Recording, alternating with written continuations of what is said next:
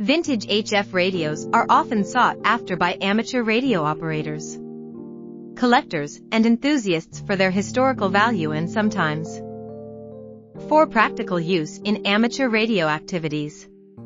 Here are 10 vintage HF radios that are notable. Collins S-Line, e.g., Collins KWM2. The Collins S-Line radios are legendary in the amateur radio community for their build quality and performance. The KWM2 is a classic transceiver, Heathkit SB-101. Heathkit produced a range of amateur radio equipment, and the SB-101 is a popular HF transceiver from the 1970s.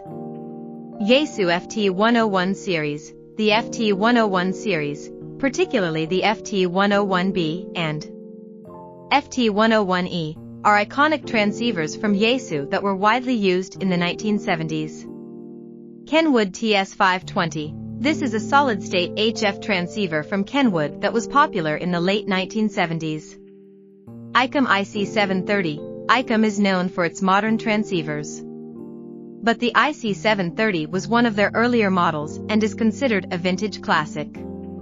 Drake TR4. The TR4 series from RL Drake Company is well regarded among vintage radio collectors. Hammarlund HQ180. Although primarily a receiver, the HQ180 is a classic piece of ham radio equipment from the 1960s.